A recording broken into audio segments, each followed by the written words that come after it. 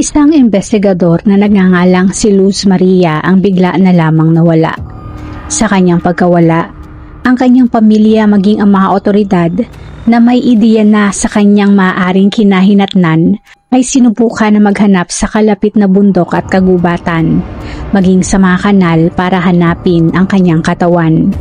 3 araw sa nasabing disappearance, isang sewer drain ang inireklamo ng mga residente na barado na malapit sa opisina na pinagtatrabahuhan ng nasabing investigador. Ilang mga manggagawa ang tinawag para iyon ay suriin.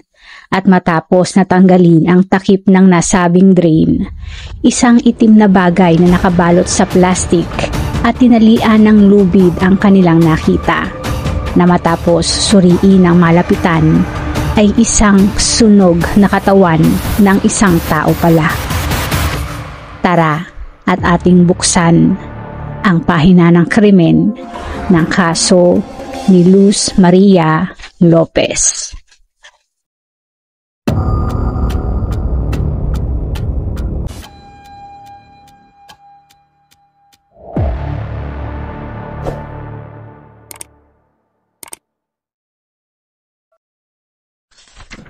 Si Luz Maria de Rocio Lopez Morales ay ipinanganak noong May 17, 1995 sa Guatemala. Siya ang bunso sa 2 magkakapatid sa pamilya. Siya ay kinilala bilang isang independent at mahilig sa sports noong kanyang kabataan. Matapos graduate ng high school, siya ay kumuha ng kurso na Law and Criminology bilang kanyang major sa Mariano Galvez University. Noong August 2017, si Luz ay pumunta sa isang car dealer kasama ng kanyang ina para bumili ng isang motorcycle na ireregalo ng pamilya para sa 25th birthday ng nakatatandang kapatid na lalaki. Sa pakay na ito, ang kanilang nadatna na salesman ay ang 20 years old na si Jorge Rafael Mejia. Si Luz at ang ina ay nagdesisyon na hindi muna bumili ng motorsiklo ng araw na yon at nag-iwan na lamang ng contact number kay Jorge. Kalaunan, si Jorge ay kinontak si Luz hindi para mag-follow up sa maaaring purchase, kundi para magkaroon lamang ng koneksyon kay Luz. Matapos ng ilan pang mga tawag, si Jorge ay inimbitahan si Luz para sa isang date. At si Luz naman bilang nakita si Jorge na attractive at nag-enjoy sa kanila noong sandaling pag-uusap sa car dealership ay pumayag naman. Ang kanilang date ay naging maayos at soon enough ay naging magkasintahan. Ang naging relasyon ni Luz at Jorge ay agad na nauwi sa kasalan. Bagamat ang mga magulang ni Luz ay medyo tutol kay Jorge, at ang parehong pamilya ay medyo nabilisan sa kanilang naging development, sina Luz at Jorge ay ikinasal bago nagtapos ang taong 2017. Isang kasal na soon enough ay nakasasakal. Noong sila ay kinasal, sila ay agad na nagkaroon ng problema sa venue dahilan para ang ginastos nila ay mas mahal kaysa inaasahan. Matapos ng kasal na ito, si Luz ay kaagad na nagdalang tao. Si Luz dahil sa maagang pag-aasawa ay hindi natapos ang kanyang pag-aaral, kaya medyo mahirap para sa kanya na maghanap ng trabaho. Idagdag pa dyan na siya ay nagdadalang tao. March 2019, nang isinilang ni Luz ang kanilang anak na babae, at si Jorge naman kalaunan ay natanggal sa car dealership na pinagtatrabahuhan. Matapos na nawala ng trabaho, si Jorge ay hindi na nag-effort pa na maghanap ng bagong trabaho sa kabila na siya ay mayroon ng sariling pamilya. At dahil sa kanilang naging kakapusan, si Luz ay napilitan na tumira sa bahay ng pamilya ni Jorge. Matapos ng 1.5 taon, ang ina ni Luz ay dinalawang anak sa bahay nila Jorge. At nagulat at natakot sa nakitang kalagayan ng anak na si Luz. Sa simula pa lang, ang pamilya ni Jorge ay mahirap na at sa kanyang nakita, ang tanging naging improvement sa kanila, sila ay may bubong na natitirahan kaysa nakakalat at nakatira sa lansangan. Si Luz sa kabilang banda naman ay sobrang malnourished dahil siya ay nabibigyan lamang ng pagkain ng isang beses sa isang araw. Bukod sa walang makain, si Luz ay nakatanggap pa ng pangungutya galing sa nakababatang kapatid ni Jorge na si Pablo na hindi siya gaanong gusto. Palagi nitong pinapahiya at binubugbog si Luz dahil sa ayaw nitong naririnig na umiiyak ang anak ni Luz o di kaya ay nagagalit sa mga nakakalat na laruan sa bahay na madalas nitong ihagis kay Luz. May isang pagkakataon na may nakita itong baby bottle sa banyo at sa galit nito ay inihagis iyon mismo sa sanggol. Sa mga kaganapan na ito, si Jorge naman ay walang pakialam at deadma lang at walang ginawa para iyon ay pigilan. Sa nakitang kalagayan na ito ng anak, ang ina ni Luz ay kinumbinsi siya na umalis na sa bahay na iyon kasama ang apo at manirahan na lamang kasama nila. Sa pagalis na ito ni Luz, si Jorge naman kalaunan ay madalas na pumunta at kumatok sa kanilang pintuan para magmakaawa kay Luz na makipagbalikan at muling manirahan na magkasama. Sa daing na ito ni Jorge, si Luz naman ay pumayag sa kondisyon na si Jorge ay magtratrabaho at sila ay bubukod at maninirahan na malayo sa pamilya ni Jorge. Nang si Jorge ay nakakuha ng bagong trabaho, sila nga ay bumukod na at nagsama bilang isang buong pamilya.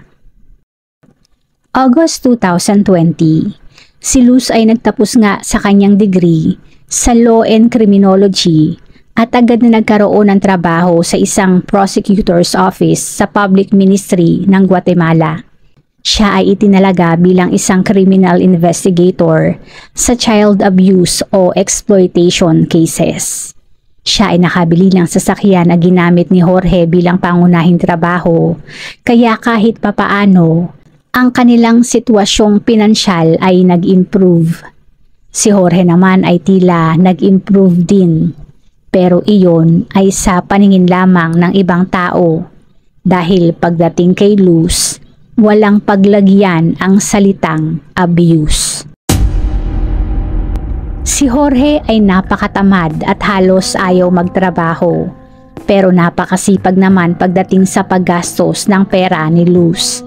Siya ay palaging lumalabas kasama ang mga kaibigan kung saan sila ay madalas na nasa laklakan. Pagdating sa atensyon ni Luz, siya ay sobrang seloso naman. Ayaw niya na nakikita si Luz na nagbibigay ng atensyon sa iba o di kaya ay nabibigyan ng atensyon ng iba. Siya ay napaka-controlling. Pinagbawalan niya si Luz na makipagkaibigan o di kaya ay makipag-socialize sa mga katrabaho nito. Hindi pwedeng umalis o lumabas si Luz nang hindi siya kasama at pinagbawalan din ito na maglakad o sumakay ng pampublikong sasakyan papuntang trabaho at kailangan na palaging hatid sundo niya ito. Palagi ding chinecheck ni Jorge ang phone ni Luz at pinagbawalan ito na gumawa ng anumang social media account. Kapag may hindi pagkakasundo ang mag-asawa, nasa kay Luz palagi ang bunto ng sisi. At kahit wala naman talagang problema, siya ay gagawa ng anumang argumento na pagtatalunan nilang mag-asawa. Si Jorge ay literal na walang nakikitang kamalian sa kanyang mga aksyon at naniniwala na ang lahat ng iyon ay kayang tiisin ni Luz dahil hindi nito kaya na siya ay iwanan. Sa mga pag-aaway ng mag-asawa, ang kanilang mga kapitbahay ay madalas na makarinig ng malalakas na sigaw at ingay na galing sa apartment ni Jorge at Luz. Ang mukha ni Luz ay palagi nilang nakikitaan ng mga pasa at gasgas bilang resulta ng nasabing pag-aaway. Si Jorge ay walang trabaho at ayaw maghanap ng trabaho at ang gusto lang yatang trabahuhin ay ang pananamantala kay Luz. Ang abuso na ito ay sinubukan na i-report ni Luz noong May 2020, ngunit ang prosecutor's office na kanyang pinuntahan ay tumanggi na tignan ang kanyang reklamo at sinabihan lamang siya na mag-report sa tamang opisina. Taliwas sa paniniwala ni Jorge na hindi siya kayang iwanan ng asawa, si Luz actually ay ilang beses na sinubukan na siya ay iwanan, kung saan ang mag-ina ay tumutuloy sa mga magulang ni Luz. Ngunit sa mga pag-alis na ito, si Jorge naman ay pupunta doon para magmakaawa at magsumamo kay Luz na siya ay balikan. Si Luz naman sa kabila ng pakiusap ng kanyang mga magulang na si Jorge ay huwag nang pakinggan, ay tila isang bingi na bibigyan si Jorge ng another chance. December 9, 2020, si Luz ay muling pumunta sa bahay ng mga magulang matapos ng isa na namang argumento at pambubugbog ni Jorge.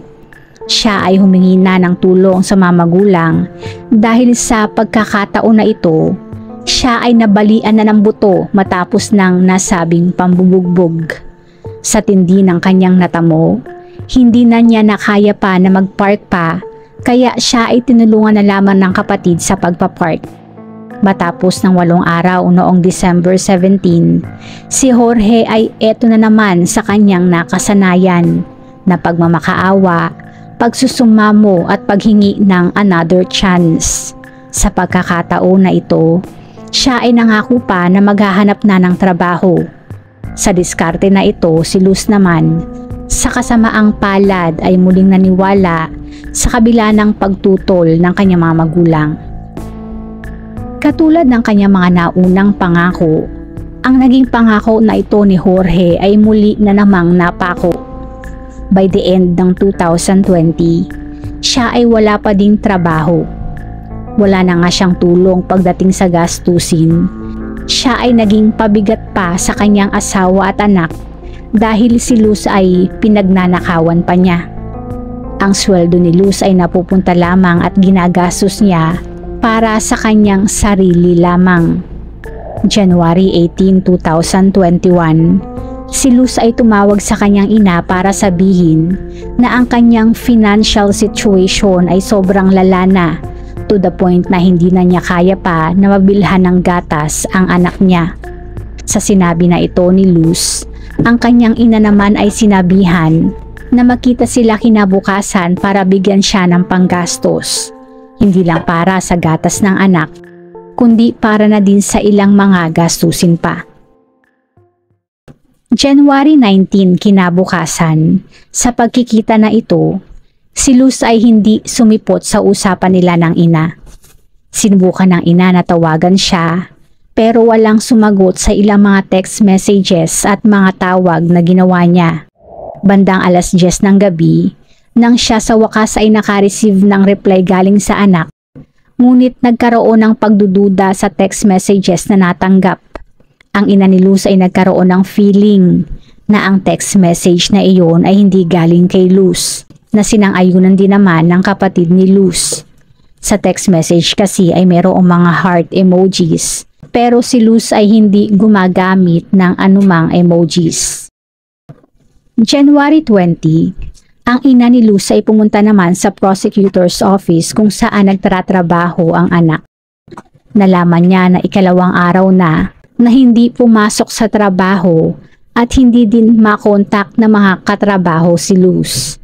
Bago nakaalis sa prosecutor's office, ang ina ni Luz ay nakita naman si Jorge na pumunta din doon para ipagtanong din si Luz. Ayon kay Jorge, si Luz daw ay umalis ng kanilang apartment matapos ng isang pag-aaway.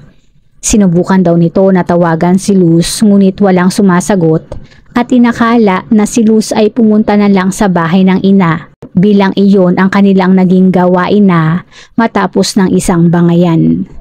Sa sinabi na ito ni Jorge, ang ina naman ni Luz ay nakaramdam na ito ay nagsisinungaling. Kaya matapos na umalis sa prosecutor's office, ang ina ni Luz ay dumiretso sa isang police station. Isang nationwide search at investigasyon ang ginawa para hanapin si Luz sa paniniwala na mayroong hindi magandang dahilan sa likod ng kanyang disappearance. Bilang si Jorge ang huling tao na nakakita kay Luz ng buhay, siya ay agad na kwinestyon ng mga otoridad kung saan si Jorge naman ay todo deny na siya ay may kinalaman. Ang pinaka-recent na footage na nakita ng mga otoridad kay Luz ay noong January 19, ang araw kung kailan makikipagkita siya sa kanyang ina. Bandang alas 3:34 ng hapon ng araw na yon, siya ay inihatid ni Jorge sa trabaho sa prosecutor's office.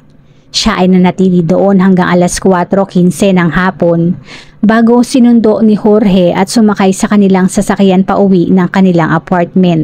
Sa isang checkpoint bago makarating sa kanilang apartment, si Jorge ay lumabas ng sasakyan at sinanyasan si Luz na lumipat sa driver's seat. At si Jorge naman na tangan ng kanilang anak ay naglakad na pauwi sa kanilang apartment.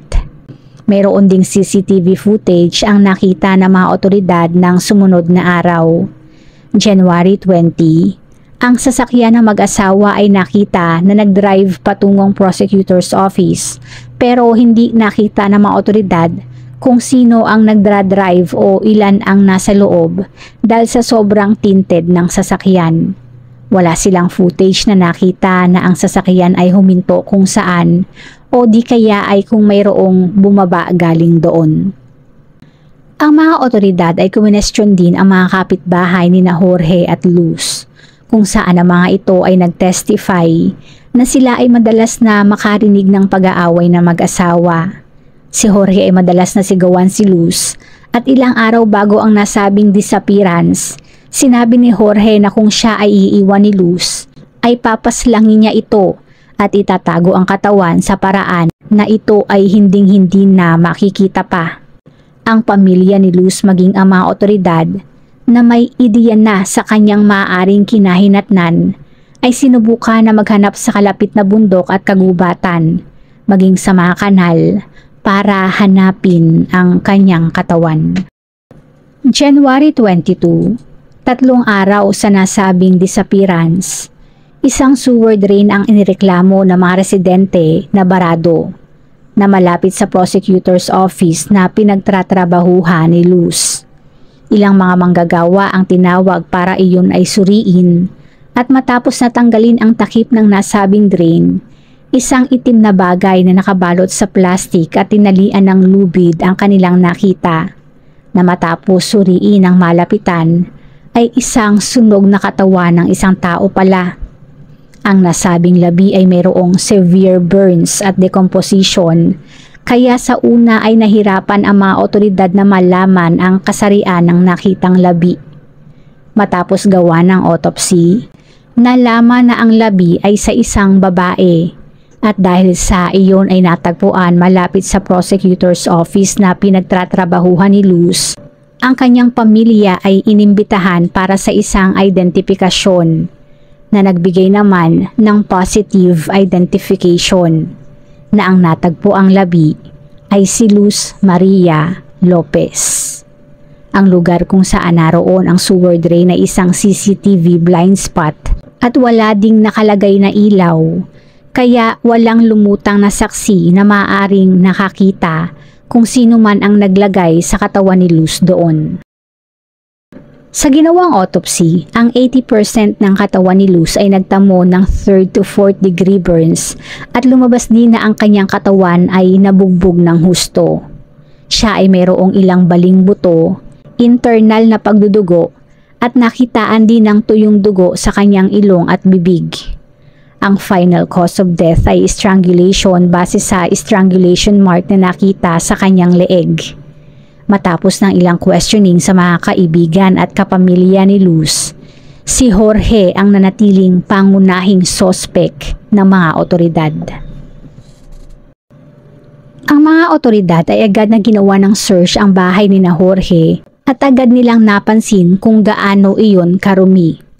Sa hagdanan patungo sa patio, sila ay nakakita ng nasal fluids na kalaunan ay nalamang galing kay Luz. Sa patio naman ay mayroong blood stains sa dingding at ilang piraso ng sunog na laman sa sahig. Mayroong drag marks ng nasabing sunog na laman ang nakita naman papunta sa isang plastic container ng gasolina na halos naubos na ang nilalaman. Ang sasakyan ng mag-asawa ay sinuri din nila at nakitaan ng ilang bahid ng dugo sa trunk. Kamakailan lang, si Jorge ay bumili ng isang malaking kutson at tinatayang ang plastic sheeting na ginamit sa kutson na iyon ay ang mismong plastic na pinagbalutan ng katawan ni Luz. Ang lubid naman na ginamit na pantali ay natagpuan din sa loob ng bahay. Hindi na makakaila pa na si Jorge ang mayroong pagkakasala sa nangyari kay Luz. Kaya siya ay inaresto na noong January 23. Ilang oras matapos na naaresto si Jorge, ang ina ni Luz ay nagbigay ng isang audio recorder sa mga otoridad na ipinadala ng isang anonymous na kapitbahay ni Luz at Jorge. Ang kapitbahay na ito ay madalas na marinig ang mag-asawa na nag-aaway at minsan ay naisipan na i-record ang pag-aaway na ito, na sa pagkakataon na ito ay nauwi na sa isang brutal na pagkamatay. Si Luz ay maririnig sa audio na umiiyak at sumisigaw para manghingi ng tulong. Ayon sa ina ni Luz, kung sakali na ang kapitbahay na ito ay tumawag sa mga otoridad ng gabing yon, baka sakali na buhay pa ang anak niya. Sa kasamaang palad pagdating sa domestic violence, karamihan ay walang pakialam at sa huli ay iniisip na lang na ang pag-aaway na iyon ay away mag-asawa lamang. Isang panawagan ang ibinigay at ipinaabot sa mga mamamayan na maging vigilant at i-report sa mga otoridad ang anumang klase ng domestic violence na kanilang masusumpungan. Ang simpleng aksyon na ito ay maaaring makasagip ng isang buhay. Ang nangyaring krimen kay Luz ay lubos na nagpagalit sa mga mamamayan ng Guatemala at noong Enero 31, libo-libo mula sa buong bansa, karamihan ay mga kababaihan, ang nagtungo sa mga lansangan upang humingi ng hustisya.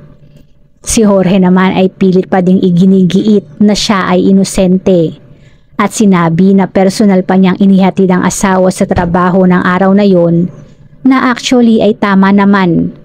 Pero base sa nakuhang CCTV ng mga otoridad, ang sasakyan ng mag-asawa ay sobrang tinted kaya hindi makita kung sino ang nagdra-drive o di kaya ay kung ilan ang sakay noon sa loob. Wala ding Luz na nakitang lumabas sa nasabing sasakyan sa mga CCTV footage na yon, kaya kung buhay pa si Luz o hindi na ng araw na yon ay mahirap patunayan.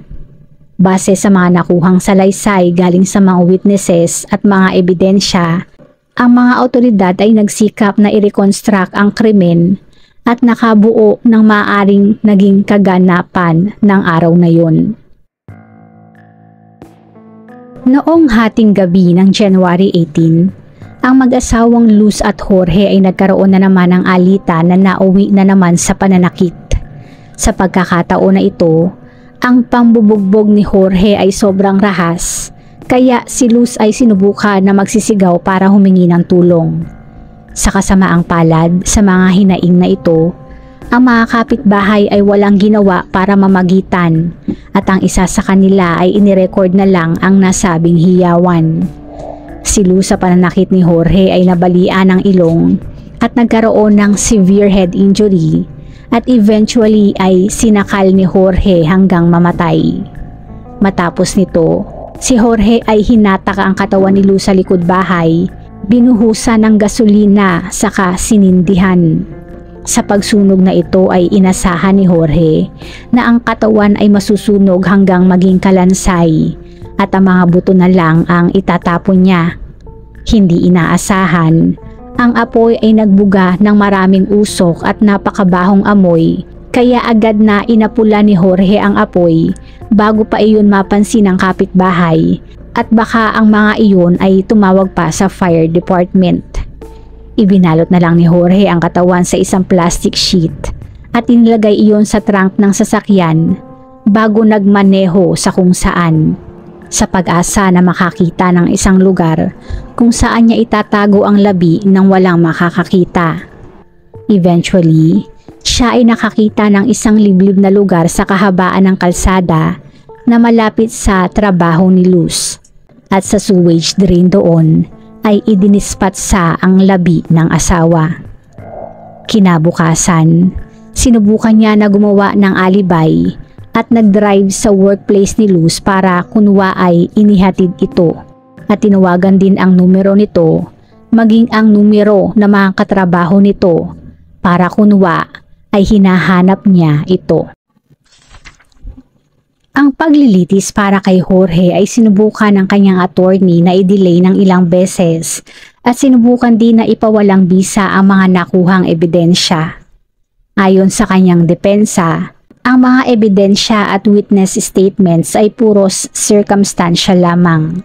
Sinubukan din ng kanyang mga attorney na gawing house arrest na lamang ang kanyang detention at sinabi pa na si Jorge ay talagang na-depress dahil naakusahan na pumaslang sa babaeng kanyang minahal at ina ng kanyang anak.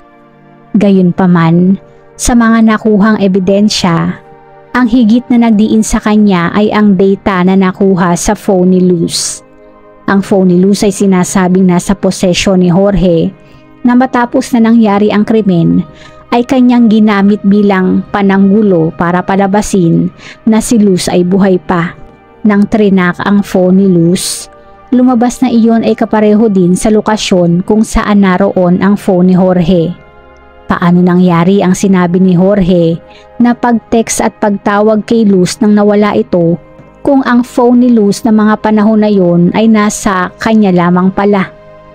Ang isa pang naging krusyal na ebidensya ay ang mga bruises at scratches sa katawan ni Jorge na nakita noong araw na siya ay naaresto.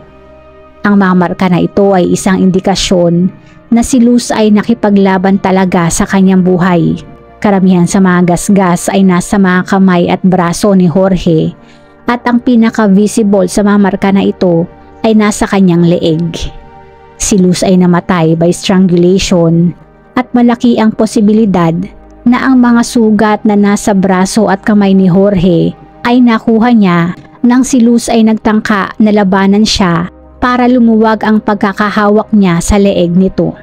Walang skin cells na pagmamayari ni Jorge ang nakita sa ilalim ng mga kuko ni Luz, pero ang prosecution ay sinabi naman na ang mga iyon ay maaaring naroon, ngunit dahil ang katawan ay sinunog, iyon ay nasira ng apoy.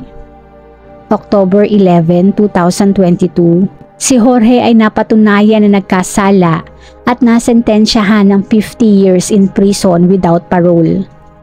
October 13, ang korte ay iniutos din na dapat bigyan ng kompensasyon ang pamilya ni Luz, magkaroon ng memorial plaque sa sewer drain kung saan nakita si Luz at mabigyan ng scholarship ng Ministry of Education ng anak na babae nito kapag siya ay lumaki. Si Jorge ay sinubukan naman na umapela sa nakuhang sentensya, ngunit bago ang nasabing apela, ang kanyang mga attorney ay bumitigo sa kaso at kalaunan, ang kanyang apela ay denied. Ang kanilang anak na si Alice na 3 taong gulang pa lamang nang nangyari ang krimen ay napunta naman sa kustodiya ng mga magulang at kapatid ni Luz. Bago isara ang ating pahina, shoutout po sa ilan sa ating manonood.